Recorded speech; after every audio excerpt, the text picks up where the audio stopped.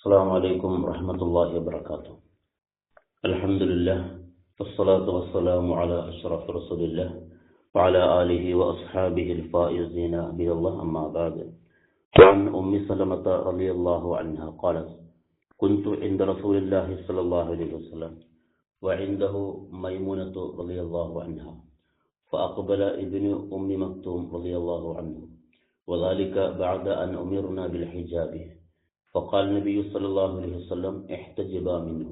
فقلنا: يا رسول الله، أليس هو أعمى لا يبصرنا ولا يعرفنا؟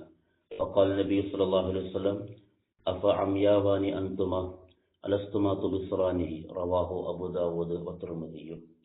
ബീവി ഉമ്മ സലമ റളിയല്ലാഹു അൻഹ നിവേദനം ചെയ്യുകയാണ്: ഞാൻ നബി സല്ലല്ലാഹു അലൈഹി വസല്ലം തങ്ങളുടെ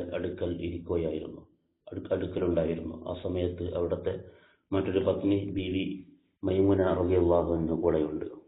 ആ സമയത്ത് അന്ധനായ കണ്ടു കാണാത്ത അബ്ദുല്ലാഹി ബിൻ ഉമ്മു മക്തൂം എന്ന് പറയുന്ന സഹാബി കടന്നു വന്നു.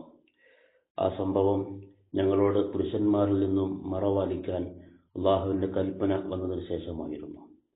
അപ്പോൾ നബി സല്ലല്ലാഹു അലൈഹി വസല്ലം തങ്ങൾ പറഞ്ഞു: ഇഹ്തജിബ മിൻഹു, നിങ്ങൾ അദ്ദേഹത്തെ തൊട്ട് മറവാലിക്കുക. ഫഖുൽനാ, ഞങ്ങൾ പറഞ്ഞു: യാ റസൂലല്ലാഹ്, അലൈസ ഹുവ അഅമ, അദ്ദേഹം അന്ധനല്ലേ?